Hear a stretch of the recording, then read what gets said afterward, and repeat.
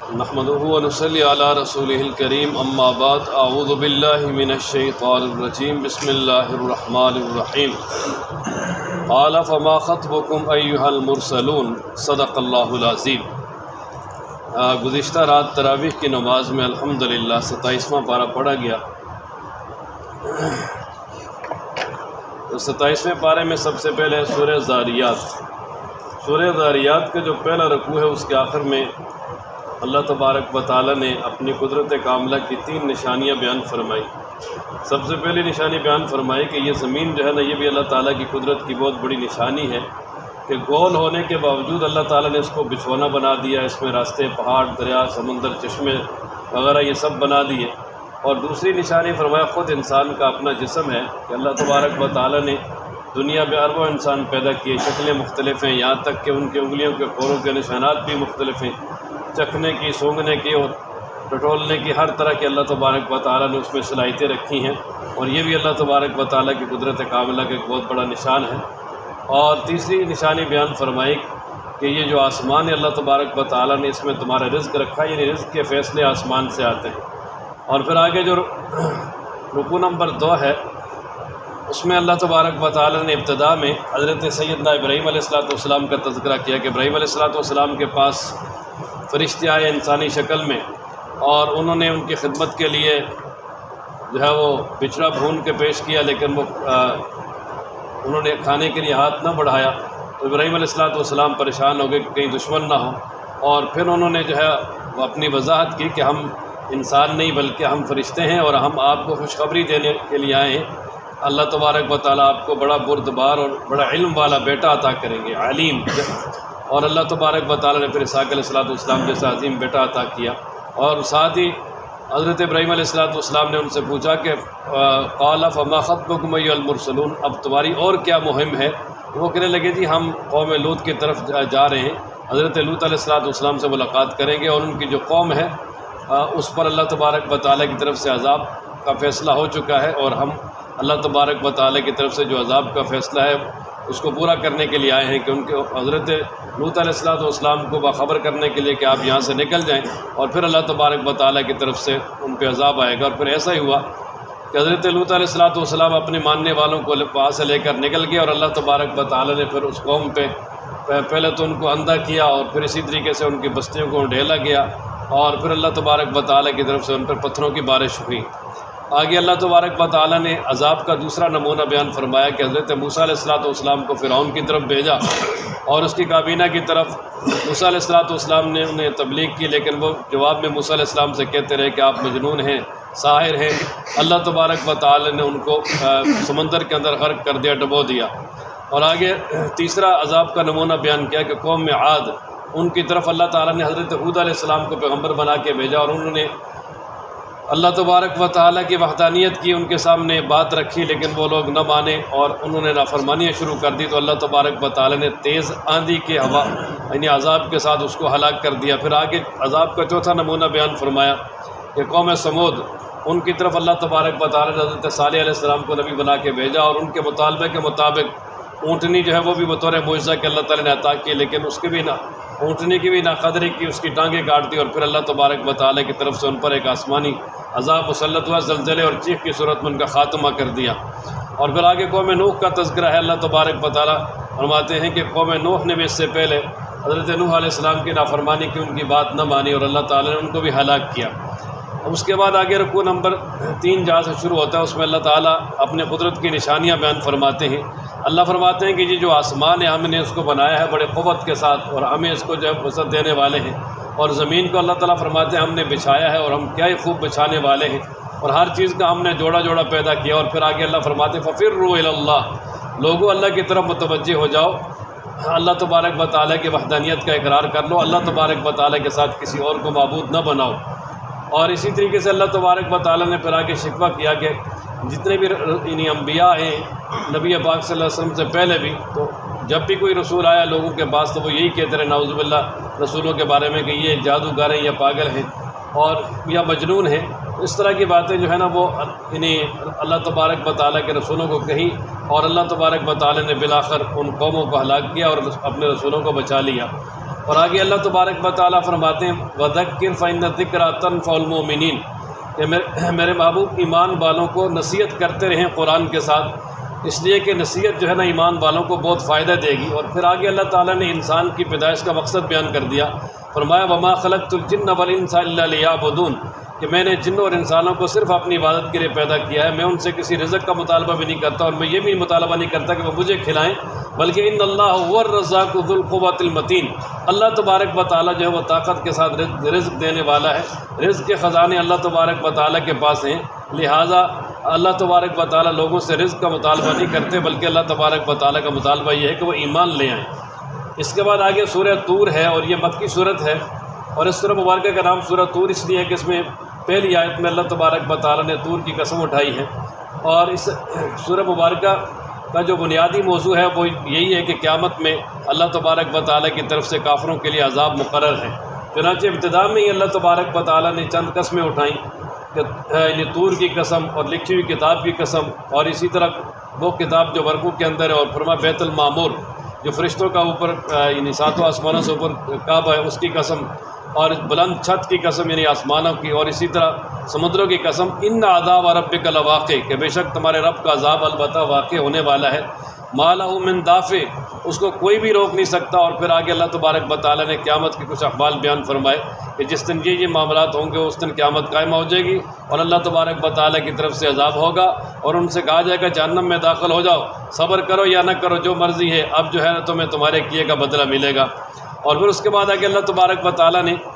جو ایمان والے ہیں متقین ہیں ان کے لیے جنت کا تذکرہ فرمایا کہ جو متقین ہیں وہ باغات اور نعمتوں میں ہوں گے، میوے ہوں گے، اللہ تبارک و تعالیٰ ان کو عطا کریں گے، اور اللہ تعالیٰ ان کو جہنم کے عذاب سے بچائیں گے، اور اللہ کی طرف سے کہا جائے گا کھاؤ پیو مزے لے کر، یہ تمہارے عملوں کا بدلہ ہے۔ اور فرمایا کہ وہ بیٹھے ہوئے ہوں گے انہیں صوفوں پر، اور اسی طریقے سے جو لائن کے ساتھ صوفے لگے ہوں گے، بیڈ لگے ہوں گے، ان پہ بیٹھے ہوں گے، اور اللہ فرماتے ہیں ہم ان کی وہاں شادیاں کرائیں گے حور عین کے ساتھ۔ اور فرمایا کہ وہ آگے اللہ تبارک و تعالیٰ نے ایک بڑی اہم بات کی ہے، بڑے قابل توجہ ہے۔ اللہ کریم ارشاد فرماتے ہیں کہ وہ لوگ جو ایمان لائے اور ان کی اولاد نے بھی جو ہے نا وہ ایمان کے ساتھ اس کی پیروی کی، یعنی اولاد بھی جو ہے نا وہ ایمان والی تھی اور گھر والے بھی ایمان والے تھے، تو اللہ تعالیٰ فرماتے ہیں الحقنا بہم ذریتہم ہم ان کے ساتھ ملا دیں گے ان کی اولادوں کو۔ یعنی مطلب یہ ہے کہ ایک خاندان ایک گھر ہے، اس میں ایک آدمی بہت زیادہ نیک ہے اور بہت زیادہ انہیں نیکیاں کرنے والا ہے، اور اپنی نیکیاں کرنے کی وجہ سے وہ اعلیٰ درجے پہ فائز ہے، اور لیکن اس کے جو باقی گھر والے ہیں، بیوی ہیں، بچے ہیں، اور دیگر جو یعنی اعزہ اقارب ہیں جو اس کے خاندان کے لوگ ہیں، اب وہ نیکیوں کے اعتبار سے بہت نیچے ہیں، لیکن اللہ تبارک و تعالیٰ اس کی یہ جو اعلیٰ درجے کی نیکیاں رکھنے والا ہے، اس کی دلجوئی کے لیے اللہ تبارک و تعالیٰ ان کو ترقی دے کر اس کے ساتھ ملا دیں گے۔ تو اس لیے اگر خاندان میں کوئی نیک آدمی ہو نا جس کو جو ہر وقت یعنی اللہ اللہ کرتا ہو، اللہ کے ساتھ اس کا تعلق ہو، مسجد کا عادی ہو، اور اسی طریقے سے نماز پابندی کے ساتھ پڑھتا ہو، ہمیشہ اللہ تبارک و تعالیٰ کا خوف رکھتا ہو، تو اس کی قدر کرنی چاہیے، اس لیے کہ اللہ تبارک و تعالیٰ کے ہاں قیامت والے دن یہ نہیں ہوگا کہ اس کو نیچے لے آئیں، وہ اپنے درجے پہ رہے گا، اور جو اس کے نیچے اولاد آل وغیرہ ہیں جو اس درجے تک نہیں پہنچ سکتے، اللہ تعالیٰ جنت میں اس کے ساتھ ملا کر اس کو جنت ترقی دے کر جنت میں داخل فرمائیں گے۔ اور پھر آگے اللہ تبارک و تعالیٰ نے مزید فرمایا کہ اللہ کی طرف سے انہیں وہاں پر میوے ملیں گے، اور اسی طرح گوشت ملے گا، جو بھی چاہے جو بھی ان کے دل میں آئے گا، چاہے جس چیز کا گوشت کھانے کا وہ ان کے دل میں آئے گا، تو اللہ تبارک و تعالیٰ وہ ان کے سامنے لے آئیں گے۔ اور فرمایا کہ وہاں ان کے سامنے جو فرشتے ہیں جو اللہ تبارک و تعالیٰ نے ان کے لیے جو وہاں پر مقرر کیے ہیں جو ان کو مشروبات پلانے کے لیے، فرمایا کہ وہ ان کے سامنے جو ہے نا وہ بڑے بڑے جام بھرے ہوئے یعنی شراب کے، اور اسی طرح شہد کے اور دیگر دودھ کے، جس چیز کا دل چاہے گا وہ ان کے پاس لے کر آئیں گے، اور اس میں کوئی لغو بات بھی نہیں ہوگی، کوئی گناہ بھی نہیں ہوگا۔ اور فرمایا کہ جو ان کے ہاں ویٹر ہوں گے وہ اس طرح ہوں گے گویا کہ چھپے ہوئے موتی ہیں خوبصورت، اور پھر وہ ایک دوسرے کے ساتھ جو ہے نا وہ بات کر رہے ہوں گے، اور وہ ایک دوسرے سے کہیں گے یار دنیا میں جو ہے نا میں قیامت سے بڑا ڈرتا تھا، اور مجھے اس وقت کا بڑا خوف تھا کہ پتہ نہیں ہمارے ساتھ کیا ہوگا، لیکن اللہ تبارک و تعالیٰ نے ہمارے ساتھ بڑا ہی احسان کیا اور ہمیں عذاب سے بچا لیا، اور ہم جو ہے نا اس سے پہلے بھی اللہ تبارک و تعالیٰ ہی کو دنیا میں پکارتے تھے، اور بے شک اللہ تبارک و تعالیٰ ہی احسان کرنے والا، رحم کرنے والا ہے۔ اور آگے رکوع نمبر 2 جہاں سے شروع ہوتا ہے اس میں اللہ تبارک و تعالیٰ نے مزید جو وہ دعوت کی ترغیب دی، فرمایا فذکر، آپ جو ہے وہ لوگوں کو نصیحت کریں، فما انت بنعمت ربک بکاہن ولا مجنون، کہ اللہ تبارک و تعالیٰ کا فضل ہے کہ نہ آپ نہ کاہن ہیں، نہ مجنون ہیں، نہ شاعر ہیں، اس لیے کہ وہ ظالم نبی پاک صلی اللہ علیہ وسلم کو کبھی کہتے تھے کاہن ہے، کبھی مجنون، کبھی شاعر کہتے تھے، تو اللہ تبارک و تعالیٰ نے بتا دیا کہ یہ عقل کے اندر یہ نہیں سوچتے کہ ایسے پاکیزہ کردار اعلیٰ اخلاق کے حامل ہستی جو ہے وہ کبھی کاہن مجنون ہو سکتی ہے، کبھی بھی نہیں ہو سکتا، یہ تو اللہ تبارک و تعالیٰ کے رسول ہیں اور اللہ تبارک و تعالیٰ کا پیغام لے کر آئے ہیں۔ اور پھر آگے اللہ تبارک و تعالیٰ نے اپنے کچھ اور مشرکین کے جو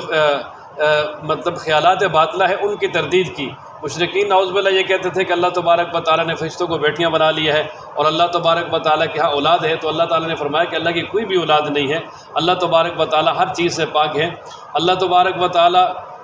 نے واضح طور پہ یہ سورہ اخلاص میں اعلان کر دیا کہ قل هو اللہ احد اللہ الصمد لم یلد ولم یولد ولم یکن له کفوا احد، کہ اللہ تبارک و تعالیٰ نہ کسی کی اولاد ہے، نہ اللہ تبارک و تعالیٰ کی کوئی اولاد ہے، اللہ تبارک و تعالیٰ اکیلا ہے۔ اور پھر سورہ مبارکہ کے آخر میں اللہ تعالیٰ نے بتا دیا کہ اگر یہ ہٹ درمی سے باز نہ آئے تو اللہ تبارک و تعالیٰ کی طرف سے ان پر عذاب آئے گا، لیکن یہ عذاب سے اپنے آپ کو بچا نہیں سکیں گے۔ اور پھر اس سورہ مبارکہ کے بالکل آخر میں اللہ تبارک و تعالیٰ نے فرمایا کہ ان کے اعتراضات کو صبر و تحمل کے ساتھ برداشت کریں، اور اللہ تبارک و تعالیٰ کی طرف سے جو ان کے برے انجام ہے اس کی جو ہے نا وہ آپ انتظار کریں کہ دیکھیں ان کے ساتھ کیا ہوتا ہے۔ اور پھر فرمایا کہ اطمینان قلب کے لیے اللہ تبارک و تعالیٰ کا ذکر کرتے ہیں اور اللہ تبارک و تعالیٰ کی یاد کرتے رہیں، اسی میں جو ہے وہ تمہارے لیے خیر ہے۔ اب اس کے بعد آگے سورۃ النجم ہے، اور سورہ نجم یہ بھی مکی صورت ہے، اور اس کا بھی بنیادی جو موضوع ہے وہ یہی ہے، توحید، رسالت اور قیامت۔ اس میں بھی زیادہ تر تذکرہ قیامت کا ہی آئے گا۔ اور یہ سورہ مبارکہ کا نام سورہ نجم اس لیے ہے کہ اس کی پہلی آیت میں اللہ تعالیٰ نے ستارے کی قسم اٹھائی ہے، اور پھر اللہ تبارک و تعالیٰ نے ستاروں کی قسم اٹھا کے فرمایا وَالنَّجْمِ إِذَا هَوَىٰ مَا ضَلَّ صَاحِبُكُمْ وَمَا غَوَىٰ، کہ اللہ تبارک و تعالیٰ نے ستاروں کی قسم اٹھا کے نبی پاک صلی اللہ علیہ وسلم کی حقانیت کو بیان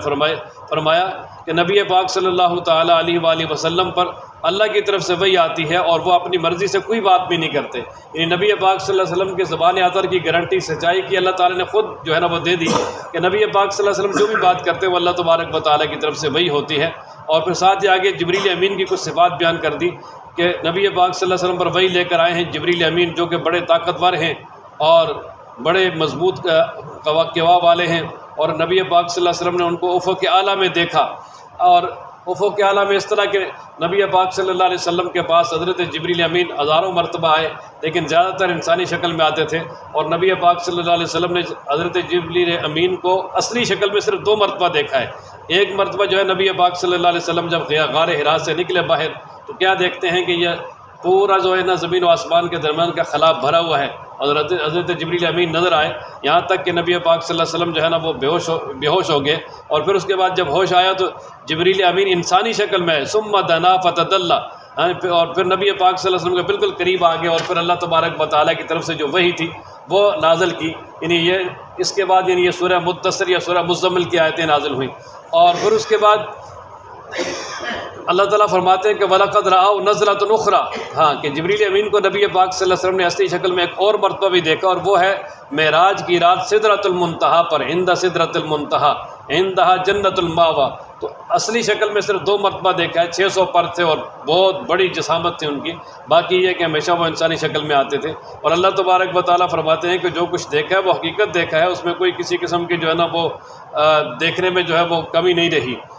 اور اسی طرح آگے اللہ تبارک و تعالیٰ فرماتے ہیں کہ معراج کی رات اللہ تبارک و تعالیٰ نے اپنے محبوب کو اپنی بڑی بڑی نشانیوں کی جو ہے وہ بڑی بڑی نشانیاں دکھائیں، اور پھر اسی طریقے سے آگے اللہ تبارک و تعالیٰ نے مشرکین کی مذمت کی کہ انہوں نے معبودان بنا رکھے ہیں، لات، عزا، منات، اور اسی طریقے سے ان کے نام جو ہے نا وہ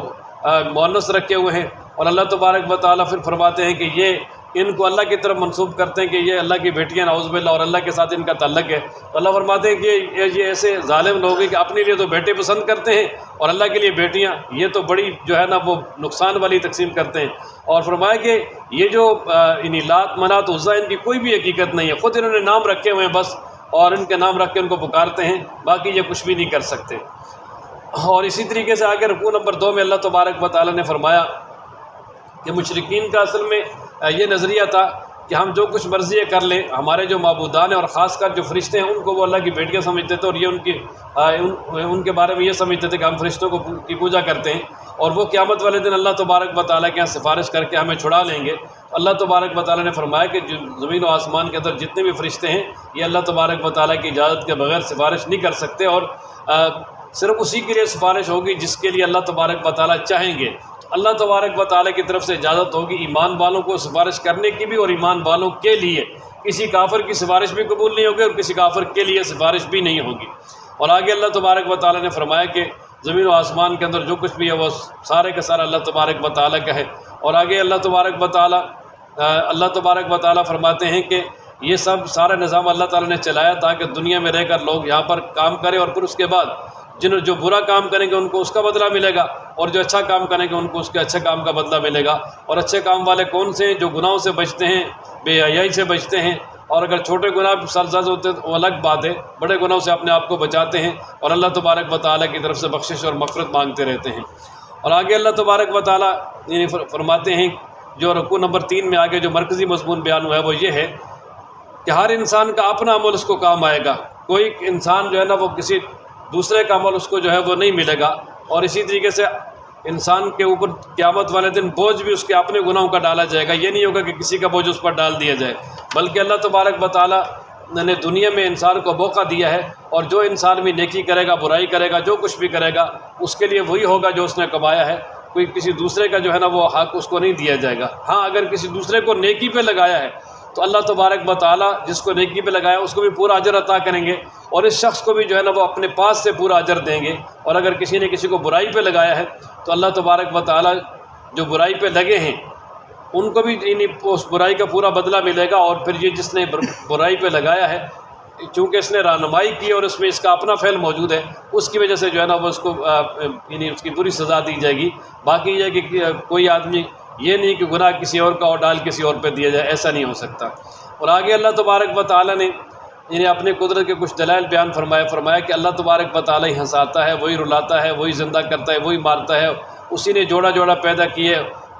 پانی کے قطرہ سے، اور اللہ تبارک و تعالیٰ دوبارہ بھی پیدا کر سکتے ہیں، اور وہ اللہ تبارک و تعالیٰ مالدار بھی کرتا ہے، کسی کو چاہے تو اس کے پاس سے مال لے بھی لے۔ اور بے شک اللہ تبارک و تعالیٰ شہرہ ستارہ اس کا بھی رب ہے۔ اور پھر آگے بتا دیا کہ اللہ تبارک و تعالیٰ نے قوم عاد کو بھی ہلاک کیا، اور اسی طرح قوم ثمود کو بھی ہلاک کیا، قوم نوح کو ہلاک کیا، اور اسی طرح حضرت لوط علیہ السلام کی بستیوں کو بھی جو ہے نا وہ ہلاک کیا، قوم لوط کو بھی ہلاک کیا۔ تو یہ سارے کی ساری قومیں جو اللہ تبارک و تعالیٰ کی نافرمانی کرنے والی تھی، اور اللہ تبارک و تعالیٰ نے ان کو ہلاک کیا۔ اور پھر آگے فرمایا قیامت آنے والی ہے، اور قیامت میں اللہ تبارک و تعالیٰ کے عذاب سے بچنے کا ایک ہی طریقہ ہے کہ اللہ تبارک و تعالیٰ کے سامنے جھک جاؤ اور اسی کی عبادت کرو، اس کے ساتھ کسی کو بھی شریک نہ کرو۔ اس کے بعد آگے سورہ قمر ہے، اور قمر کا معنی چاند، اور اس سورہ مبارکہ میں بھی سب سے پہلے چاند کا تذکرہ ہے پہلی آیت میں، شق قمر کا۔ اور یہ سورہ مبارکہ بھی مکی صورت ہے، اور اس میں بھی اللہ تبارک و تعالیٰ نے زیادہ تر جو ہے وہ مضمون بیان کیا ہے قیامت والا، اور اسی طرح توحید کا، اور اسی طرح اس میں قصص اور واقعات بھی ہیں۔ سب سے پہلے اللہ تعالیٰ فرماتے ہیں اقتربت الساعۃ، قیامت قریب آ گئی ہے، وانشق القمر، اور چاند دو ٹکڑے ہو گیا ہے۔ مشرکین نے مطالبہ کیا تھا کہ اگر آپ اللہ کے رسول ہیں تو اس چاند کو دو ٹکڑے کر کے دکھائیں، تو نبی پاک صلی اللہ علیہ وسلم نے جبل ابی قبیس پہ کھڑے ہو کر ایسا اشارہ کیا تھا تو چاند دو ٹکڑے ہو گیا تھا الگ الگ، اور پھر بعد میں جو ہے نا وہ چاند اپنے وہ مل گیا تھا، جڑ گیا تھا۔ باقی یہ کہ لوگوں کے سامنے بالکل دو ٹکڑے ہو گیا تھا۔ اور یہ نبی پاک صلی اللہ علیہ وسلم کے جو بڑے معجزات ہیں ان میں سے قرآن مجید بھی ہے، معراج بھی ہے، اور یہ شق قمر ہے، یہ ایسا معجزہ ہے کہ جس کا انکار کرنا ہی کفر ہے، کیونکہ خود قرآن مجید میں اللہ تبارک و تعالیٰ نے جو ہے اس کا تذکرہ فرمایا۔ اور آگے اللہ تبارک و تعالیٰ فرماتے ہیں اگر مشرکین معجزہ دیکھ بھی لیں گے پھر بھی ایمان نہیں لائیں گے، اور پھر بھی جو ہے نا وہ اس ایمان سے انکار کر لیں گے۔ اور فرمایا کہ یہ اس دن کے انتظار میں جس دن لوگ قبروں سے نکل کر کھڑے ہوں گے اور ان کے چہرے پست اور ذلیل ہوں گے، اور اس دن جو ہے نا وہ اللہ تبارک و تعالیٰ کے عذاب سے ڈر رہے ہوں گے، لیکن اس وقت نصیحت بھی حاصل کرنے کی کوشش کریں گے، لیکن اس وقت فائدہ بھی نہیں ہوگا۔ اور اس کے بعد آگے اللہ تعالیٰ نے پہلی قوموں کا تذکرہ کیا کہ اللہ تبارک و تعالیٰ فرماتے ہیں کہ ان لوگوں سے مکہ والوں سے پہلے قوم نوح نے جو ہے وہ اللہ کے رسول کو جھٹلایا، اور پھر اللہ تبارک و تعالیٰ کے پیغمبر نے اللہ سے دعا کی کہ انی مغلوب فانتصر، میں جو ہے مغلوب ہوں، یا اللہ میری مدد فرما۔ تو اللہ تبارک و تعالیٰ نے مدد کی ان کی، کہ آسمان سے پانی برسایا، زمین سے بھی پانی نکلا، اور ساری کی ساری قوم ہلاک ہو گئی۔ حضرت نوح علیہ السلام اور جو ان کے ماننے والے تھے وہ کشتی میں سوار ہوئے اور بچ گئے۔ اور پھر آگے اللہ تبارک و تعالیٰ فرماتے وَلَقَدْ يَسَّرْنَا الْقُرْآنَ لِلذِّكْرِ فَهَلْ مِن مُدَّكِرٍ کہ ہم نے اس قرآن کو نصیحت حاصل کرنے کے لیے بڑا ہی آسان کر دیا، کوئی ہے نصیحت حاصل کرنے والا تو آ جائے۔ پھر آگے قوم عاد کا تذکرہ ہے کہ قوم عاد نے بھی اللہ تبارک و تعالیٰ کی نافرمانی کی اور اللہ تبارک و تعالیٰ کے رسولوں کو جھٹلایا، تو اللہ تعالیٰ نے ان پر تیز آندھی کا جو ہے نا وہ عذاب مسلط کیا۔ وہ تیز آندھی کے ساتھ ہلاک ہوئے تو وہ اس طرح زمین پہ پڑے ہوئے تھے جس طرح کھوکھلا یعنی کھجور جو ہے اس کے تنے پڑے ہوتے ہیں۔ اور پھر آگے اللہ تبارک و تعالیٰ فرماتے ہیں کہ کیسا ہے میرا عذاب اور میرا ڈرانا۔ اور پھر دوبارہ اللہ تعالیٰ نے اسی آیت کو دہرایا وَلَقَدْ يَسَّرْنَا الْقُرْآنَ لِلذِّكْرِ فَهَلْ مِن مُدَّكِرٍ کہ ہم نے اس قرآن کو بالکل آسان کر دیا نصیحت حاصل کرنے کے لیے، کوئی ہے جو نصیحت حاصل کرنے والا ہے۔ تو یعنی اس قرآن کا پڑھنا، سمجھنا، حفظ یاد کرنا، اس سے نصیحت حاصل کرنا، اس پر عمل کرنا یہ بڑا ہی آسان ہے۔ یہاں تک کہ دیہاتی جو بالکل ان پڑھ ہے، اپنا نام بھی نہیں لکھ سکتا، وہ بھی قرآن مجید اگر کسی قاری کے پاس بیٹھ کر پڑھے گا تو بڑے آسانی سے پڑھ سکتا ہے۔ اور پھر آگے اللہ تبارک و تعالیٰ نے قوم سمود کا تذکرہ کیا کہ قوم سمود کی طرف ہم نے حضرت صالح علیہ السلام کو نبی بنا کے بھیجا اور انہوں نے ان کا انکار کیا، اور اللہ تعالیٰ کی طرف سے جو اونٹنی آئی تھی بطور آزمائش کے اس کا بھی انہوں نے جو ہے نا اس کی بھی توہین کی، تو اللہ تعالیٰ نے اس قوم کو ہلاک کیا۔ پھر آگے قوم لوط کے بارے میں فرمایا کہ انہوں نے بھی جو ہے وہ وقت کے نبی کی نافرمانی کی اور اپنے گناہوں سے جو وہ باز نہ آئے تو اللہ تعالیٰ نے انہیں بھی ہلاک کر دیا۔ اور پھر آگے اللہ تبارک و تعالیٰ مزید دوبارہ فرماتے ہیں کہ وَلَقَدْ يَسَّرْنَا الْقُرْآنَ لِلذِّكْرِ فَهَلْ مِن مُدَّكِرٍ کہ ہم نے اس قرآن کو نصیحت حاصل کرنے والوں کے لیے بڑا آسان کر دیا ہے، کوئی ہے نصیحت حاصل کرنے والا۔ اور پھر اس کے بعد آگے اللہ تبارک و تعالیٰ حضرت موسیٰ علیہ السلام کا تذکرہ کیا کہ موسیٰ علیہ السلام کو فرعون کی طرف بھیجا اور فرعون کو انہوں نے تبلیغ کی لیکن اس نے نہ مانا تو اللہ تبارک و تعالیٰ نے اس کو ہلاک کیا۔ اور پھر فرعون کے تذکرے کے بعد فرمایا کہ یہ جو مشرکین مکہ ہیں اللہ تبارک و تعالیٰ نے شکست ان کے مقدر پہ بھی لکھ دی ہے، ان کو بھی عنقریب جو ہے نا وہ شکست ہوگی اور یہ پیٹھ پھیر کے بھاگیں گے۔ اور پھر فرمایا کہ قیامت والے دن جو ہے نا وہ ان کے لیے عذاب تیار کیا ہوا ہے اور قیامت والے دن ان کو منہ کے بل گھسیٹ کر جو ہے وہ جہنم میں ڈالا جائے گا۔ اور اس سورہ مبارکہ کے اختتام میں اللہ تعالیٰ نے فرمایا کہ ہم نے ہر چیز کو ایک اندازے کے ساتھ پیدا کیا ہے۔ اور پھر آگے اللہ تبارک و تعالیٰ نے متقین کا تذکرہ فرمایا کہ جو متقین ہیں اللہ تبارک و تعالیٰ کے ہاں بڑے قرب کے اور بڑے اعلیٰ مقامات پر ہوں گے۔ اس کے بعد سورہ رحمان ہے، یہ مکی صورت ہے اور اس میں بھی اللہ تبارک و تعالیٰ نے اپنی بڑی بڑی نعمتوں کا تذکرہ کیا ہے۔ حضرت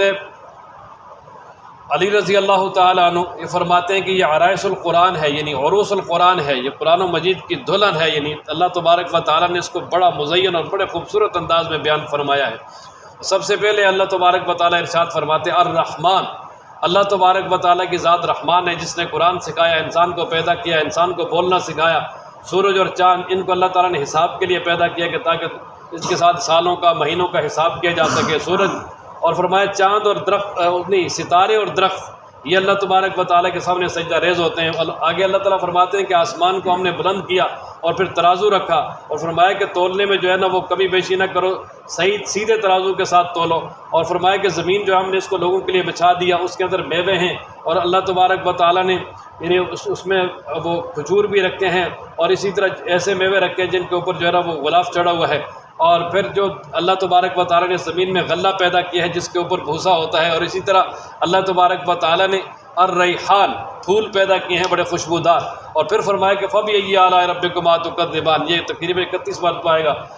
کہ اللہ تعالیٰ انہیں اکثر اپنی نعمتوں کو تذکرہ کرنے کے بعد پھر فرمائیں گے کہ تم اللہ کی کون کون سی نعمتوں کو جھٹلاؤ گے۔ آگے اللہ فرماتے ہیں کہ اللہ تعالیٰ نے انسان کو پیدا کیا بجنے والی مٹی سے اور جنوں کو پیدا کیا ہے شعلے مارنے والی آگ سے، اور فرمایا کہ یہ انسان کی پیدائشی بڑی نعمت ہے، تم اللہ کی کس نعمت کو جھٹلاؤ گے۔ اور فرمایا کہ اللہ تبارک و تعالیٰ مشرقین مغربین کا رب ہے، اور اسی طرح اللہ تبارک و تعالیٰ نے 2 سمندر ساتھ چلا دیے، ان کے درمیان پردہ لگا دیا، وہ دونوں باوجود ساتھ ہونے کے ملتے نہیں ہیں، پانی ان کا الگ الگ ہے۔ اور فرمایا ان دونوں سمندروں سے موتی نکلتے ہیں اور اسی طریقے سے چھوٹے اور بڑے موتی نکلتے ہیں۔ اور اسی طریقے سے اللہ تبارک و تعالیٰ فرماتے ہیں کہ یہ جو بڑی بڑی کشتیاں ہیں پہاڑوں کی طرح جو سمندر پہ چلتی ہیں، یہ بھی اللہ کی قدرت کی نشانیاں ہیں۔ اور پھر آخر میں فرمایا، اس رکوع کے آخر میں فرمایا کہ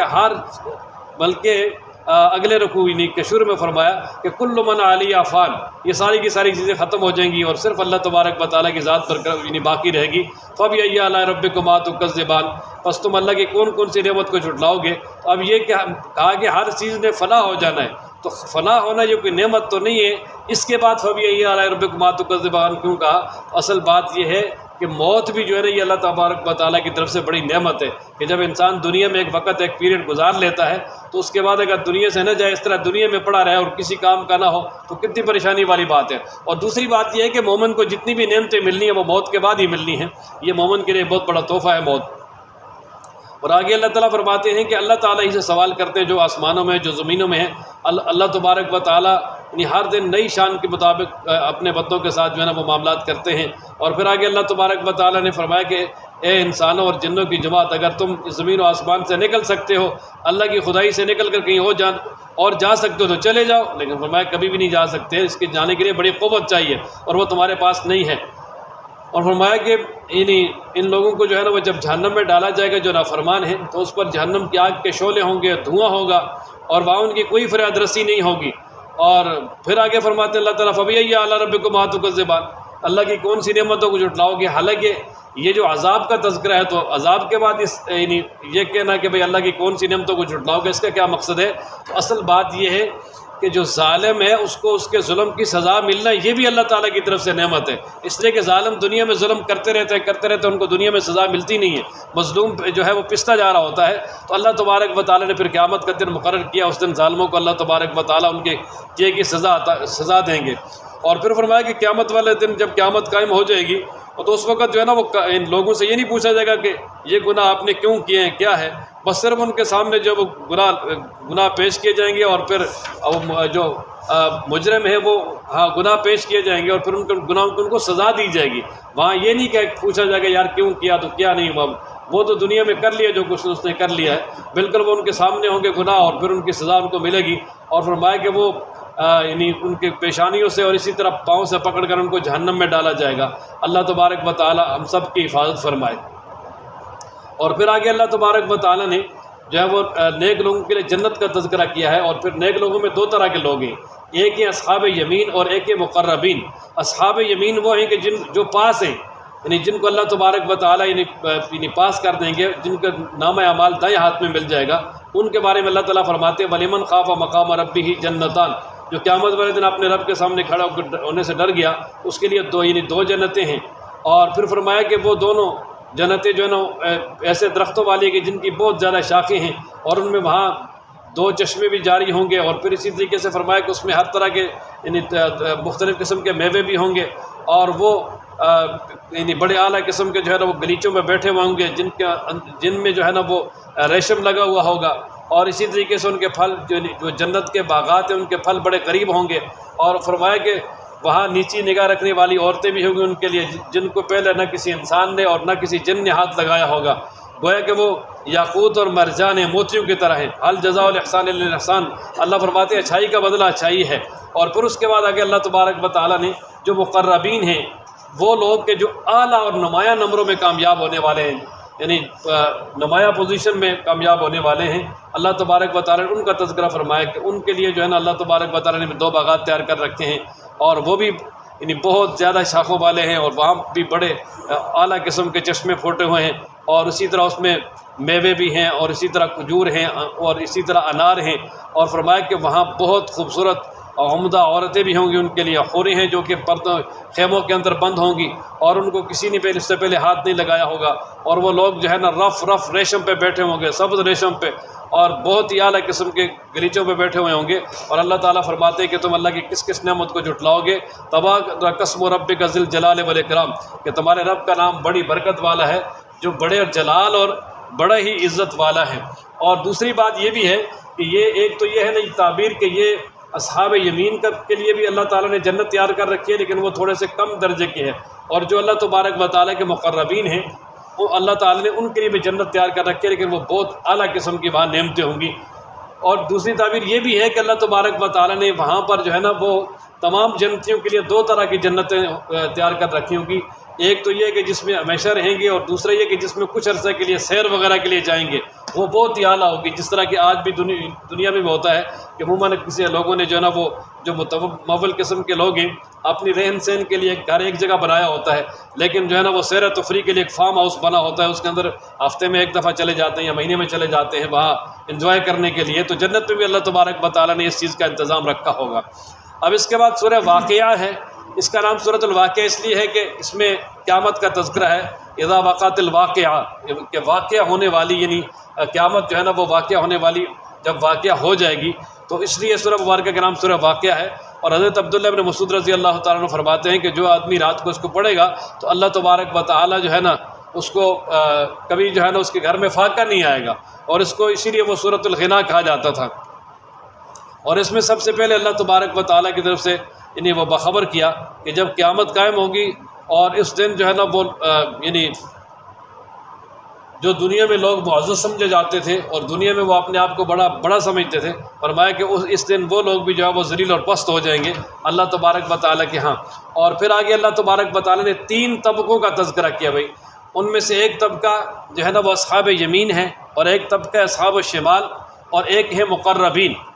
تو سب سے پہلے اللہ تبارک و تعالیٰ نے مقربین کا تذکرہ کیا۔ مقربین وہ جو اللہ تبارک و تعالیٰ کے خاص بندے ہیں۔ اللہ تبارک و تعالیٰ فرماتے ہیں والسابقون السابقون، وہ لوگ جو ایمان میں سبقت لے جانے والے ہیں، یعنی جو بہت نیکیوں میں آگے بڑھنے والے ہیں، وہ فرمایا کہ اللہ تبارک و تعالیٰ کیا مقرب ہیں، اور وہ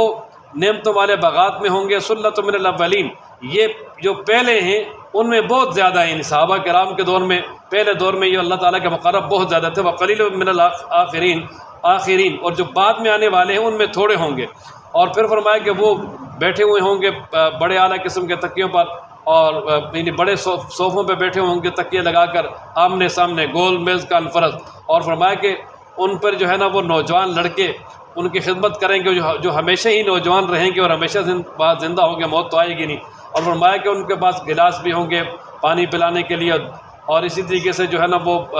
یعنی جام بھرے ہوئے ہوں گے یعنی صاف ستھرے پانی کے، جس کی وجہ سے نہ جو ہے نا ان کو کوئی تکلیف ہوگی، نہ ہی ان کے سر میں درد ہوگا، اور نہ ہی وہ کو بھیودا بکیں گے۔ اور فرمایا کہ ان کو میوے ملیں گے جو بھی وہ چاہیں گے، اور گوشت ملے گا پرندوں کا جو چاہیں گے۔ پرندوں کا گوشت بڑا لذیذ ہوتا ہے، اس لیے اس کا تذکرہ کیا۔ اور فرمایا موٹی آنکھوں والی خوبصورت حوریں ہوں گی، گویا کہ وہ چھپے ہوئے موتی ہوں گے، اور یہ بدلہ ہوگا اس کا جو دنیا میں وہ کام کرتے تھے۔ اور فرمایا کہ وہاں پر کوئی لغو اور گناہ کی بات نہیں سنیں گے، ہر وقت ان کو سلام ہی سلام ہوگا، فرشتے بھی آئیں گے وہ بھی سلام کریں گے، اور اسی طریقے سے ایک دوسرے کو بھی سلام کریں گے، وہاں کوئی بری بات سنیں گے نہیں۔ اس کے بعد اللہ تبارک و تعالیٰ نے اصحاب الیمین کا تذکرہ فرمایا، وہ اصحاب الیمین ما اصحاب الیمین، دائیں ہاتھ والے کیا یہ خوب ہے دائیں ہاتھ والے۔ اور فرمایا کہ وہاں پر ان کو جو ہے ملے گا بیری، یعنی بیر ہوگی جس میں کانٹا بھی نہیں ہوگا، اور اسی طریقے سے جو کیلے ہیں ان کے جو گچھے ہوں گے، اور اسی طریقے سے لمبے سائے ہوں گے، اور بہترین پانی ملے گا ان کو، بہت زیادہ میوے ہوں گے جو کبھی ختم نہیں ہوں گے نہ روکے جائیں گے۔ اور فرمایا کہ بڑے اعلیٰ قسم کے ان کے لیے تخت ہوں گے، اور انا انشأناہن انشاء۔ ہاں آگے فرمایا کہ یہ جو دنیا کی عورتیں ہیں جب ہم ان کو دوبارہ زندہ کریں گے تو بالکل نوجوان بنا کے زندہ کریں گے اور ہم عمر بنا کے زندہ کریں گے، یعنی اصحاب الیمین کے لیے، یعنی جنت والوں کے لیے۔ کہ دنیا میں اگر کوئی عورت جو ہے نا وہ 100 سال کی 150 سال سے بھی اگر اوپر ہو کے فوت ہوئی ہے، لیکن اللہ تبارک و تعالیٰ جب اس کو جنت میں داخل کریں گے تو بالکل 17-18 سال کی نوجوان لڑکی بنا کے داخل کریں گے۔ اور اس موقع پر نبی پاک صلی اللہ علیہ وسلم کے خوشتبی بھی بڑی مشہور ہے کہ نبی پاک صلی اللہ علیہ وسلم کے پاس ایک عورت آئی اور عرض کرنے لگی، بوڑھی عورت تھی، اللہ کے محبوب دعا کریں کہ مجھے اللہ تعالیٰ جنت میں لے جائے۔ تو آپ علیہ السلام نے فرمایا کوئی بوڑھی جنت میں نہیں جائے گی، وہ بڑی پریشان ہوگی۔ جب تھوڑا واپس جانے لگی تو نبی پاک صلی اللہ علیہ وسلم فرمایا اس کو بلاؤ، اور پھر جب بلایا تو اس کو یہ آیت پڑھ کے سنائی کہ اللہ تبارک و تعالیٰ جو جنت والیاں ہیں ان کو جنت میں بوڑھاپے کی حالت میں داخل نہیں کریں گے بلکہ بالکل نوجوان بنا کے داخل کریں گے۔ اور اس کے بعد آگے رکوع نمبر 2 جہاں سے شروع ہوتا ہے، اس میں اصحاب الشمال یعنی وہ لوگ جو بائیں ہاتھ والے، جن کو نام اعمال بائیں ہاتھ میں ملے گا، یعنی جو فیل ہوں گے، ان کا تذکرہ فرمایا کہ جو فیل ہو جائیں گے وہ سخت قسم کی جو گرم لو ہے اس میں اور ہوں گے، اور گرم پانی ملے گا ان کو، اور اسی طریقے سے وہ کوئی ٹھنڈا سایہ نہیں ہوگا بلکہ دھواں ہوگا، اور نہ جو ہے وہ ٹھنڈک ہوگی نہ اچھا ہوگا۔ اور دنیا میں وہ بڑے خوشحال تھے، اور دنیا میں جو ہے نا وہ یہ کہتے تھے کہ جب ہم مر جائیں گے اور مٹی ہو جائیں گے، ہڈیاں ہو جائیں گے، ہمیں کس طرح دوبارہ اٹھایا جائے گا، ہمارے آباء و اجداد کو کس طرح اٹھایا جائے گا۔ تو فرمایا کہ تم سارے کے سارے جو ہے نا وہ ایک دن جمع کیے جاؤ گے ضرور، اور فرمایا کہ تم قیامت والے دن جو ہے نا لآکلون من شجرۃ من زقوم، زقوم کا جو ہے نا ان کو کھانا کھلایا جائے گا جو انتہائی کڑوا اور بہت زیادہ کانٹوں والا ہوگا، اس کے ساتھ وہ اپنا پیٹ بھریں گے اور اس کے اوپر تلچھٹ گرم پانی پئیں گے، اور بہت ہی زیادہ ان کو تکلیف ہوگی، اور اللہ تعالیٰ کی طرف سے کہا جائے گا کہ یہ تمہاری مہمان نوازی ہے، جو دنیا میں تم فساد کرتے تھے نا اس کا بدلہ یہ ہے، اب چکو مزے کرو یہاں پر۔ پھر آگے اللہ تبارک و تعالیٰ نے اپنی 4 نعمتوں کا تذکرہ کیا، خاص 4 نعمتیں، ان میں سے پہلی نعمت یہ ہے کہ اللہ تعالیٰ فرماتے ہیں دیکھو انسانوں، ہم نے تم کو پیدا کیا کہ ایک جو پانی کا قطرہ جو ہے وہ جب ماں کے رحم میں پہنچتا ہے تو اللہ تبارک و تعالیٰ فرماتے ہیں کہ کیا اس پانی کے قطرے سے ہم تمہیں بناتے ہیں یا تم بناتے ہو؟ کوئی بھی نہیں، ظاہر ہے کہ اللہ تبارک و تعالیٰ ہی بنانے والے ہیں۔ اور اللہ فرماتے ہیں کہ ہم نے تمہارے درمیان موت کو بھی رکھا کہ جب تمہاری زندگی پوری ہو جائے گی پھر موت آ جائے گی، فرمایا تم ہم سے آگے بڑھنے والے نہیں ہو۔ اور پھر آگے اللہ تبارک و تعالیٰ نے دوسری نعمت کا تذکرہ فرمایا، اللہ فرماتے ہیں تمہارا کیا خیال ہے یہ جو تم کھیتی باڑی کرتے ہو، زمین میں دانہ ڈالتے ہو، کیا تم جو اس کو اگاتے ہو یا ہم؟ اللہ فرماتے ہیں ہم اگاتے ہیں۔ اور ظاہر ہے کہ اللہ تبارک و تعالیٰ اگانے والے ہیں، تو اللہ تعالیٰ فرماتے ہیں اگر ہم چاہیں تو اس کو ریزہ ریزہ کر دیں، کچھ بھی نہ رہے، تم پریشان ہو جاؤ اور کہو جی ہم تو مقروض ہو گئے کہ ہم نے جو زمین میں پیسہ خرچ کیا تھا وہ بھی ہمیں نہیں ملا۔ اور ایک بعض دفعہ ایسا بھی ہوتا ہے کہ یعنی کسی سال میں انسان وہ زراعت کرتا ہے اور اللہ تبارک و تعالیٰ کی طرف سے بارش نہیں ہوتی یا کوئی اور معاملہ ہو جاتا ہے تو وہ اس کو کھیتی میں نقصان ہو جاتا ہے، بلکہ فرمایا کہ تم کہو گے جی ہم تو بالکل معروم ہو گئے، تو فرمایا کہ جب یہ کھیتی باڑی پیدا کرنے والا بھی اللہ تعالیٰ ہی ہے تو پھر عبادت بھی اللہ ہی کی کرو۔ اور آگے تیسری نعمت کا تذکرہ کیا، اللہ فرماتے ہیں کہ کیا تم نے دیکھا نہیں اس پانی کو جس کو تم پیتے ہو، کیا تم نے اس کو بدریوں سے اتارا ہے یا ہم اتارنے والے ہیں؟ اگر ہم چاہیں تو اس کو کھارا بنا دیں اور کوئی پی نہ سکے تو اللہ فرماتے کیوں نہیں شکر کرتے؟ تم اللہ کا شکر ادا کرو کہ اللہ نے تمہیں بہترین پانی دیا ہے۔ اور پھر آگے چوتھی نعمت کا تذکرہ کیا کہ تمہارا کیا خیال ہے اس آگ کے بارے میں جس کو تم جلاتے ہو؟ اللہ فرماتے ہیں کہ اللہ تعالیٰ نے اس کے درخت کو پیدا کیا ہے، آگ کو پیدا کیا یا تم پیدا کرنے والے ہو؟ تو ظاہر ہے اللہ تبارک و تعالیٰ پیدا کرنے والے ہیں، تو اللہ تعالیٰ فرماتے ہیں ہم نے اس آگ کو تمہارے لیے نصیحت اور ایک وقت کے لیے جو ہے نا وہ ہم نے نفع کا ذریعہ بنایا ہے، لہذا اس سے نفع حاصل کرو اور اللہ تبارک و تعالیٰ کا شکر بھی ادا کرو اور اس آگ سے عبرت حاصل کرو کہ دنیا کی آگ جو ہے وہ کتنی گرم ہے اور آخرت کی پھر کتنی گرم ہوگی۔ اور پھر اس کے بعد اللہ تبارک و تعالیٰ نے آگے قرآن مجید کی عظمت کو بیان کیا، کچھ قسمیں اٹھا کر فرمایا کہ انہ لقرآن کریم، کہ بے شک یہ قرآن کریم ہے اور یہ لوح محفوظ میں ہے، اس کو فرمایا کوئی ناپاک ہاتھ بھی نہ لگائے، اور یہ اللہ تبارک و تعالیٰ کی طرف سے جو ہے نا وہ نازل کرتا ہے۔ اور فرمایا کہ تم اس کا انکار کرتے ہو، الگ اس وقت کو یاد کرو کہ جب بالکل سانس یہ گلے میں آ جائے گا اور اس وقت انسان دیکھے گا، اور اللہ فرماتے ہیں کہ ہم اس وقت اپنی قدرت کے اعتبار سے، اپنے علم کے اعتبار سے بالکل تمہارے قریب ہوں گے۔ اور پھر فرمایا کہ آگے اللہ تبارک و تعالیٰ نے فرمایا کہ جو ہے نا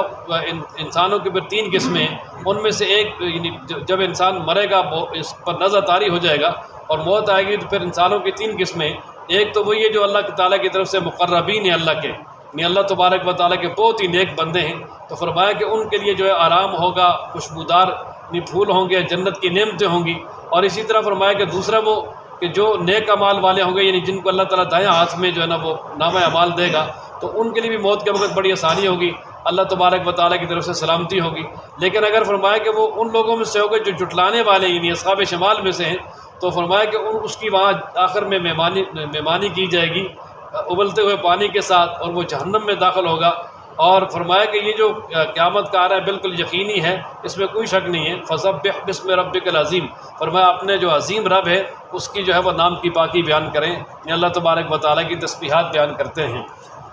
اور اس کے بعد سورہ حدید ہے، اور اس کا نام سورہ حدید اس لیے ہے کہ حدید کا معنی لوہا ہے، تو اس میں آگے لوہے کا تذکرہ ہے۔ اور یہ سورہ مبارکہ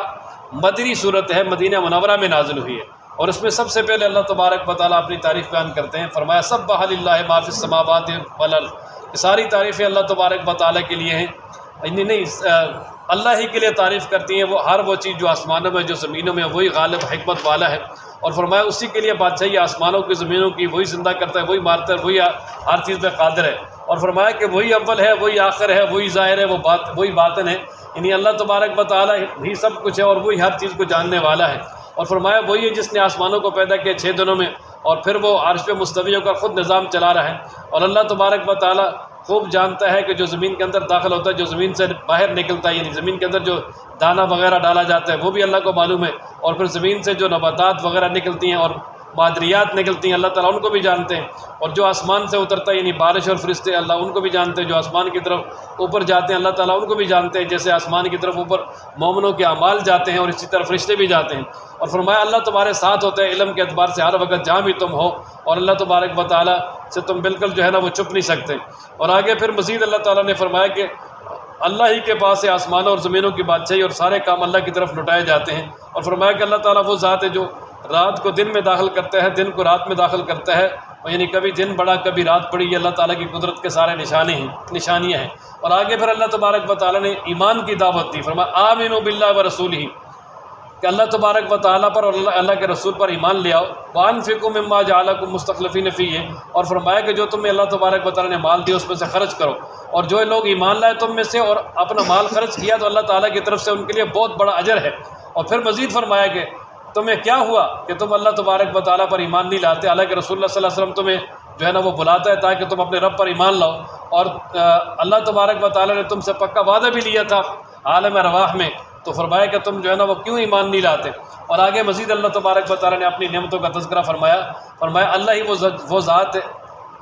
اللہ ہی وہ ذات ہے کہ جس نے اپنے بندے پر جو ہے نا اتاری یعنی واضح آیتیں، واضح نشانیاں، اور اس سے مراد یعنی قرآنی آیات بھی ہیں اور اس طرح معجزات بھی ہیں، کیوں؟ لیخرجکم من الظلمات الی النور، تاکہ وہ تمہیں جو ہے نا وہ کفر کے اندھیروں سے ایمان کی روشنی کی طرف لے آئے۔ اور بے شک اللہ تبارک و تعالیٰ اپنے بندوں کے ساتھ بڑے مہربان، بڑے رحم کرنے والے ہیں۔ یہی وجہ ہے کہ اللہ تعالیٰ نے اپنے رسول کو قرآن دے کر بھیجا تاکہ بندے ہدایت کی طرف آ جائیں۔ اور آگے اللہ تبارک و تعالیٰ نے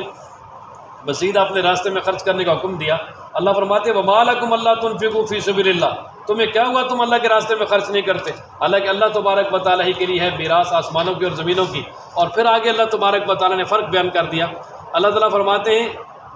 کہ لا يستوي منكم من انفق من قبل الفتح وقاتل، کہ وہ صحابہ کرام کے جو فتح مکہ سے پہلے ایمان لائے اور فتح مکہ سے پہلے انہوں نے اللہ تبارک و تعالیٰ کے راستے میں مال بھی خرچ کیا اور اللہ تبارک و تعالیٰ کے دین کی سربلندی کے لیے کام کیا، فرمایا وہ اور جو فتح مکہ کے بعد ایمان لائے، فرمایا وہ برابر نہیں ہو سکتے۔ جو پہلے ایمان لائے ہیں اور جنہوں نے پہلے اللہ کے راستے میں مال خرچ کر دیا ہے وہ درجات کے اعتبار سے بہت بلند ہیں، لیکن فرمایا وَكُلًّا وَعَدَ اللَّهُ الْحُسْنَى، تمام کے ساتھ اللہ تبارک و تعالیٰ کی طرف سے اچھا وعدہ ہے، اور یہ وعد اللہ الحسنہ سے مراد جنت کا وعدہ ہے، کہ نبی پاک صلی اللہ تعالیٰ علیہ وآلہ وسلم کے جتنے صحابہ ہیں، چاہے وہ فتح مکہ سے پہلے ایمان لائے وہ تو ہیں مقرب، لیکن جو فتح مکہ کے بعد بھی ایمان لائے اور ایمان کی حالت میں دنیا سے چلے گئے تو ان تمام کے لیے اللہ تبارک و تعالیٰ کی طرف سے جنت ہے، کیونکہ اللہ تعالیٰ نے ان سب کے ساتھ جنت کا وعدہ کیا ہے۔ تو ویسے تو مراتب کے اعتبار سے سب سے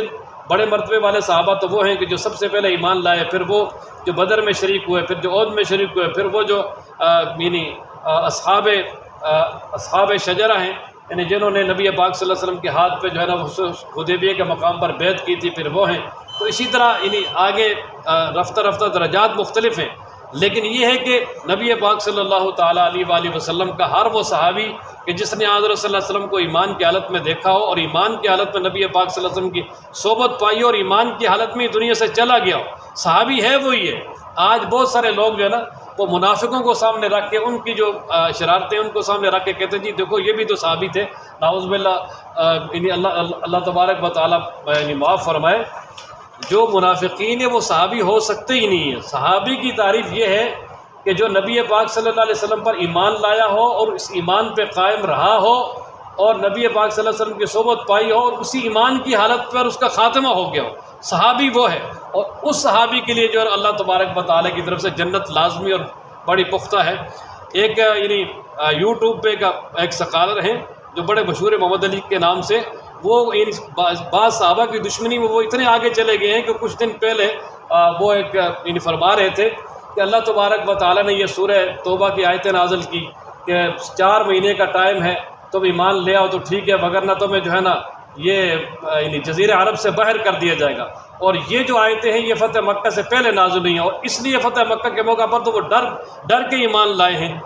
اس لیے کہ ان کے پاس کوئی یعنی جو ہے نا وہ اس کے علاوہ چارہ کار نہیں تھا۔ حالانکہ یہ بالکل غلط ہے، یعنی پوری امت مسلمہ کا اس بات پر اتفاق ہے اور یعنی مفسرین محدثین سب کا اتفاق ہے کہ یہ آیتیں جو ہے نا وہ نازل ہوئی سن 9 ہجری میں۔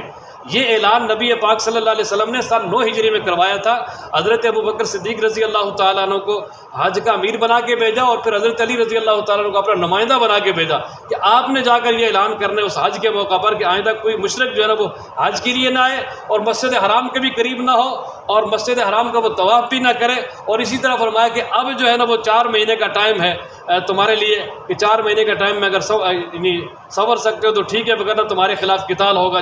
جنگ ہوگی۔ اور پھر ایسے ہی ہوا۔ تو یہ جو آیتیں ہیں تقریباً 1 سال بعد نازل ہوئی ہیں، اور پھر یہ 1 سال جو پہلے ایمان لانے والے صحابہ ہیں وہ ان پہ فٹ کر رہے ہیں، حالانکہ بالکل یہ غلط ہے۔ اللہ تبارک و تعالی ہم سب کی حفاظت فرمائے کہ جو صحابہ ہیں حضرات گرامی قدر، ہمارا جو ان کے ساتھ رشتہ ہے وہ صرف یہ ہے کہ وہ دین کے سب سے پہلے دین کے سپاہی ہیں، اور نبی پاک صلی اللہ علیہ وسلم کی رسالت کے گواہ ہیں، قرآن کے گواہ ہیں، اور قرآن و مجید کو، دین کو، حدیثوں کو امت تک پہنچانے والے ہیں۔ اگر ان کو درمیان سے نکال دیا جائے تو نہ ہمارے پاس قرآن رہتا ہے نہ حدیث رہتی ہے۔ اس لیے ہم کہتے ہیں کہ صحابہ کی عظمت یہ ہمارے ایمان کا حصہ ہے، اور اس کو حصہ بنانا ضروری اور لازمی ہے۔ اب آگے رکوع نمبر 2 میں اللہ تبارک و تعالیٰ پھر جو ہے نا وہ ترغیب دیتے ہیں کہ من ذا الذی یقرض اللہ قرضا حسنا، کون ہے جو اللہ تبارک و تعالیٰ کو قرض حسنہ دے اور اللہ تبارک و تعالیٰ اس کو دگنا کر کے بہت زیادہ بڑھا چڑھا کے واپس کرے۔ اور اس سے مراد، قرض سے مراد اللہ کے راستے میں خرچ کرنا ہے، کہ جو آدمی اللہ کے راستے میں خرچ کرے گا اللہ تعالیٰ قیامت والے دن اس کو بڑھا کے ثواب عطا کریں گے۔ اور پھر اللہ تبارک و تعالیٰ نے ان ایمان والوں کے لیے بشارت نازل کی کہ اللہ کریم ارشاد فرماتے ہیں کہ قیامت والے دن جو ایمان والے مرد اور ایمان والی عورتیں ہیں، اللہ تبارک و تعالیٰ ان کے اعمال کے بدلے ان کو ایک نور اور روشنی عطا کریں گے جو دائیں طرف بھی ہوگا اور اسی طرح ان کے سامنے ہوگی، اور پھر اس روشنی کے ذریعے یہ پل صراط سے گزر کر جو ہے نا وہ جنت میں چلے جائیں گے، کیونکہ وہاں پر جس کے جتنے زیادہ نیک اعمال اچھے ہوں گے اتنی زیادہ اس کے لیے روشنی ہوگی۔ اور پھر یہ ایمان والے جب اپنے اس نیک اعمال کی اور ایمان کی روشنی میں جنت کی طرف جائیں گے، وہاں منافق مرد اور عورتیں دیکھ کر کہیں گے یار ہم بھی تمہارے ساتھ تھے لہذا ہمیں بھی کوئی روشنی دو۔ وہ کہیں گے بھائی یہ روشنی یہاں نہیں ملتی، فرجعوا وراءکم، دنیا میں جاؤ، فالتمسوا نورا، وہاں جا کے نیک اعمال کرو اور پھر یہ روشنی جو ہے نا یہاں ملے گی۔ اور اللہ تبارک و تعالیٰ پھر ان کے درمیان دیوار لگا دیں گے، یعنی پردہ کر دیں گے جس کی وجہ سے ان کے لیے کوئی نور اور کوئی روشنی نہیں ہوگی۔ وہ اللہ تبارک و تعالیٰ یعنی ان کو جہنم میں ڈال دیں گے، جہنم میں گرتے جائیں گے، اور جو ایمان والے ہیں اللہ تبارک و تعالیٰ ان کو وہاں سے پار کر دیں گے اور وہ سیدھے جنت میں چلے جائیں گے۔ اور پھر آگے اللہ تبارک و تعالیٰ نے مزید جھنجھوڑا، اللہ فرماتے الم یعنی للذین آمنوا ان تخشع قلوبہم لذکر اللہ، کہ ابھی تک وقت نہیں آیا کہ ان لوگوں کے دل جو ہے نا وہ اللہ تبارک و تعالیٰ سے ڈر جائیں اور اللہ تبارک و تعالیٰ کی وہ یاد اپنے دلوں میں لے آئیں جو ایمان لے آئیں، اور اسی طرح جو حق بات کی وہ تصدیق کریں۔ اور اسی طریقے سے آگے اللہ تبارک و تعالیٰ نے مزید فرمایا کہ اللہ تبارک و تعالیٰ ہی زمین کو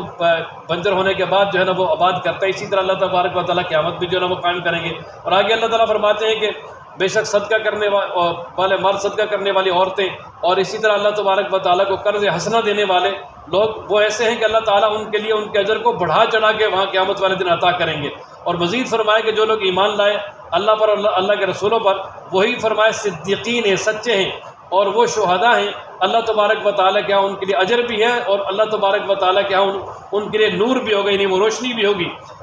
اور پھر آگے اللہ تبارک و تعالیٰ فرماتے ہیں جن لوگوں نے کفر کیا اور جھٹلایا ہماری آیتوں کو وہ جہنم والے ہیں۔ اور پھر جہاں سے رکوع نمبر 3 شروع ہوتا ہے اس میں اللہ تبارک و تعالیٰ نے انسان کی زندگی کے 5 ادوار کا ذکر کیا ہے۔ سب سے پہلے اللہ فرماتے ہیں نا اعلموا انما الحیات الدنیا، کہ جانو تم کہ دنیا کی زندگی لعب، یہ ایک معصومانہ کھیل ہے، ولہو، اور پھر آگے یہ کھیل کود ہے، وزینت، اور زینت ہے، وتفاخر بینکم، درمیان میں آپس میں فخر کرنا ہے، وتکاثر فی الاموال والاولاد، اور پھر اسی طرح مال اور اولاد کو بڑھانا ہے۔ اصل بات یہ ہے کہ انسان کی زندگی کے 5 حالات ہیں۔ سب سے پہلے بچپنا ہے، اس میں جو ہے نا وہ معصومانہ کھیل ہوتا ہے، اور اس کے بعد ذرا تھوڑا سا انسان بڑا ہو جاتا ہے، یعنی 8-10 سال کا ہو جاتا ہے، تو اس میں پھر وہ مزید کھیل کود میں لگ جاتا ہے۔ اور اس کے بعد جب انسان جو ہے نا وہ بالغ ہو جاتا ہے اور جوانی کی ابتدا ہوتی ہے تو اس وقت پھر فرمایا وزینت، اس وقت وہ اپنی زیادہ تر جسمانی بناوٹ پہ رہتا ہے، اچھے کپڑے پہننا، اپنے بالوں کو یعنی سٹائل کو ٹھیک کرنا، یہ وہ پورا یعنی اس پہ وہ فوکس کرتا ہے، توجہ دیتا ہے۔ اور پھر اس کے بعد تھوڑا سا جب اور آگے نکل جاتا ہے، 35-36 سال کا ہوتا ہے، تو پھر وہ مال بڑھانے کی کوشش کرتا ہے، اور جب مال اس کے پاس آ جاتا ہے تو پھر وہ فخر کرتا ہے کہ یار دیکھو میرے پاس جو ہے نا وہ مال ہے، یعنی ایک دوسرے سے آگے بڑھنے کی کوشش کرتا ہے۔ اور پھر جب بوڑھا ہو جاتا ہے تو پھر فرمایا کہ وہ اس کو بالکل مال کی ہی جو ہے نا وہ فکر لگی رہتی ہے۔ حدیث مبارکہ میں آتا ہے نبی پاک صلی اللہ علیہ وسلم نے ارشاد فرمایا کہ جو ابن آدم ہے وہ بوڑھا ہو جاتا ہے لیکن 2 چیزیں اس کی جوان ہوتی جاتی ہیں۔ ایک یہ کہ الحرص علی العمر، ایک عمر پہ جو اس کی حرص ہے، یعنی 100 سال کا بوڑھا بھی ہو جائے گا، بالکل اپاہج ہو جائے گا، وہ بھی نہیں چاہے گا کہ میں مر جاؤں، بلکہ اس کی جو ہے نا وہ حرص بڑھ جائے گی کہ میں اور زندہ رہوں۔ اور دوسرا یہ ہے کہ فرمایا مال کی حرص نہیں ہوگی، جتنا بوڑھا ہوگا اتنی مال کی حرص کم نہیں ہوگی، بلکہ جوان ہو جائے گی وہ حرص زیادہ ہو جائے گی، جتنا بوڑھا ہوگا اتنا ہی جو ہے نا وہ مال کی طرف زیادہ رغبت کرے گا۔ اور پھر آگے اللہ تبارک و تعالیٰ نے مزید اسی ایک اور مثال بیان فرمائی کہ انسان کی زندگی کی مثال ایسے ہے جس طرح کے لوگوں نے کھیتی کی، اور وہ کھیتی جو ہے نا اور وہ خوب لہلانے لگی اور دیکھنے والوں کو بڑی عمدہ معلوم ہوئی، بڑے خوش ہوئے، لیکن پھر اس کے بعد آہستہ آہستہ وہ پک گئی اور پھر اس کے بعد وہ زرد ہو گئی، پھر چورا چورا ہو گئی، ختم ہو گئی۔ یہی مسئلہ انسان کا ہے کہ دنیا میں اس نے بھی ایک دن جانا ہے، ختم ہو جانا ہے، آخرت کی طرف جو اس کو توجہ کرنی چاہیے۔ بلکہ اللہ تبارک و تعالیٰ نے آگے آخرت کی طرف توجہ دلا دی۔ اللہ فرماتے ہیں سابقوا الی مغفرۃ من ربکم، کہ اللہ تبارک و تعالیٰ سے بخشش حاصل کرنے کے لیے آگے بڑھو اور اس جنت کی طرف بھاگو جس کی چوڑائی آسمانوں اور زمینوں کے برابر ہے، تو لمبائی کے پھر کیا کہنے۔ اور فرمایا وہ تیار کی ہوئی ہے ان لوگوں کے لیے جو اللہ اور اس کے رسول پر ایمان لاتے ہیں، اور یہ اللہ کا فضل ہے جس کو اللہ تعالیٰ چاہتے ہیں عطا کرتے ہیں، اور اللہ تبارک و تعالیٰ بہت بڑے فضل والے ہیں۔ اور فرمایا کہ جو بھی تمہیں کوئی مصیبت پہنچتی ہے یا جو بھی تمہیں کوئی جسمانی تکلیف پہنچتی ہے تو فرمایا وہ پہلے سے طے شدہ ہے، اور اللہ تبارک و تعالیٰ کی طرف سے وہ تقدیر میں لکھی ہوئی ہے، لیکن اللہ تبارک و تعالیٰ نے یہ چیزیں پہلے بتا دی ہیں تاکہ جو چیز انسان کو نہ ملے یا ضائع ہو جائے اس پر افسوس نہ کرے، اور جو مل جائے اس پر جو ہے نا وہ اترائے نہ، بلکہ اللہ کا شکر ادا کرے، اس لیے کہ اللہ تبارک و تعالیٰ اترانے والوں کو پسند نہیں کرتے۔ وہ کہ جو بخل کرتے ہیں یعنی اللہ کا حق بھی نہیں دیتے، زکوٰۃ بھی نہیں دیتے، اور لوگوں کو بھی بخل کا حکم دیتے ہیں۔ اور فرمایا کہ جو انسان منہ پھیر لے گا تو اللہ تبارک و تعالیٰ کا یعنی غنی ہے، قابل تعریف ہے، اللہ کو کسی کی ضرورت نہیں ہے، اس کا وہ اپنا ہی نقصان ہے۔ اور آگے اللہ تبارک و تعالیٰ فرماتے ہیں کہ ہم نے اپنے رسولوں کو بھیجا واضح دلائل دے کر، اور ان کے ساتھ ہم نے کتاب بھی نازل کی، والمیزان، اور میزان عدل یعنی عدل و انصاف کا ترازو بھی جو ہم نے نازل کیا تاکہ وہ لوگوں کے درمیان جو ہے نا فیصلہ کریں انصاف کے ساتھ۔ اور پھر فرمایا کہ وَأَنزَلْنَا الْحَدِيدَ فِيهِ بَأْسٌ شَدِيدٌ، کہ ہم نے جو ہے نا وہ لوہا جو ہے وہ اتارا، یعنی لوہا پیدا کیا جس میں جنگی سامان بھی ہے اور اس کے علاوہ اور بہت زیادہ بھی فائدے ہیں لوہے کے۔ ہر آدمی جانتا ہے کہ لوہے مکان بنانے سے لے کر اور اسی طرح دیگر چیزیں بنانے سے لے کر ہر جگہ پہ جو ہے وہ لوہا کام آتا ہے، اور یہ اللہ تبارک و تعالیٰ کی بہت بڑی نعمت ہے۔ اور پھر اس سورہ مبارکہ کے آخری رکوع میں اللہ تبارک و تعالیٰ نے یعنی سابقین انبیاء کا تذکرہ کر دیا۔ اللہ فرماتے ہیں کہ ہم نے حضرت نوح علیہ السلام، ابراہیم علیہ السلام ان کو نبی بنا کے بھیجا، آگے نبوت کو ان کی اولاد میں، نبوت اور کتاب کو ان کی اولاد میں جاری کر دیا، اور ان کی اولاد میں بہت سارے ہدایت یافتہ بھی تھے، بہت سارے فاسق بھی پیدا ہوئے آگے۔ اور پھر فرمایا کہ ہم نے لگاتار جو ہے نا وہ رسول بھیجے، یہاں تک کہ عیسیٰ بن مریم آگے ان کو جو ہے نا وہ انجیل عطا کی۔ اور اسی طرح اللہ فرماتے ہیں کہ جو عیسیٰ علیہ السلام کے متبعین تھے، خاص طور پہ حبشہ والے، ان کے دلوں میں بڑی نرمی ڈال دی۔ اور پھر فرمایا کہ یہ جو عیسائی ہیں انہوں نے رہبانیت اختیار کی ہوئی ہے، حالانکہ یہ اللہ تبارک و تعالیٰ کی طرف سے ان پہ پہلے لازم نہیں تھی، لیکن انہوں نے خود اس کو اختیار کیا تو پھر اللہ تبارک و تعالیٰ کی طرف سے لازم ہو گئی۔ اور پھر انہیں گویا یہ اس بات کی ترغیب دی جا رہی ہے کہ تم رہبانیت کو چھوڑو، اب جو ہے نا نبی پاک صلی اللہ تعالیٰ علیہ وآلہ وسلم پر ایمان لے آؤ، یہ بہت ہی بڑا اس میں اجر ہے۔ کیونکہ فرمایا نا کہ یا ایھا الذین آمنوا، اے وہ لوگوں جو ایمان لائے یعنی عیسیٰ علیہ السلام پر ایمان لائے، تم اللہ سے ڈرو، وآمنوا برسولہ، اور یعنی اللہ کے رسول محمد صلی اللہ علیہ وسلم پر ایمان لے آؤ، یؤتکم کفلین من رحمتی، اللہ تبارک و تعالیٰ تمہیں اپنی رحمت کا ڈبل حصہ عطا کریں گے، اور اللہ تبارک و تعالیٰ قیامت والے دن تمہارے لیے نور بھی پیدا کریں گے جس کے ساتھ تم جنت کی طرف چلتے جاؤ گے، اور اللہ تمہاری بخشش بھی کر دیں گے، اور اللہ تبارک و تعالیٰ بہت زیادہ بخشنے والے ہیں، اور اللہ تبارک و تعالیٰ بہت زیادہ مہربان ہے۔ اور پھر فرمایا کہ یہ اس لیے کہ تاکہ اہل کتاب جان لیں کہ اللہ تبارک و تعالیٰ کا جو فضل ہے وہ ان کے ہاتھ میں نہیں ہے کہ وہ یعنی اہل کتاب جس کو چاہیں یعنی وہ اپنا جس کو چاہیں جو ہے نا وہ فضل تقسیم کریں، ایسا نہیں ہے۔ یعنی مطلب جس طرح اہل کتاب کی خواہش تھی کہ بھئی یہ جو آخر زمان پیغمبر ہو یہ بھی ہم میں ہو، فرمایا کہ یہ خیر ان کے ہاتھ میں نہیں کہ صرف یہ سارے کے سارے آخری پیغمبر بھی انہی کے ہاں ہو، ایسا نہیں ہے، بلکہ یہ اللہ تبارک و تعالیٰ کے اپنے قبضہ میں ہے۔ اللہ تبارک و تعالیٰ جس کو چاہے گا آخری زمان جس کو چاہے گا جو ہے نا یہ منصب عطا کرے گا، اور وہ منصب اللہ تبارک و تعالیٰ نے نبی پاک صلی اللہ علیہ وسلم کو عطا کر دیا، اس لیے کہ نبی پاک صلی اللہ علیہ وسلم اس منصب کے اہل تھے، اور اللہ تبارک و تعالیٰ بہت ہی زیادہ فضل والے ہیں، اور یہ اللہ کا فضل ہے، اللہ تعالیٰ جس کو چاہتا ہے دے دیتا ہے۔ اللہ تعالیٰ ہم سب کو قرآن پڑھنے، سمجھنے، عمل کرنے کی توفیق عطا فرمائے۔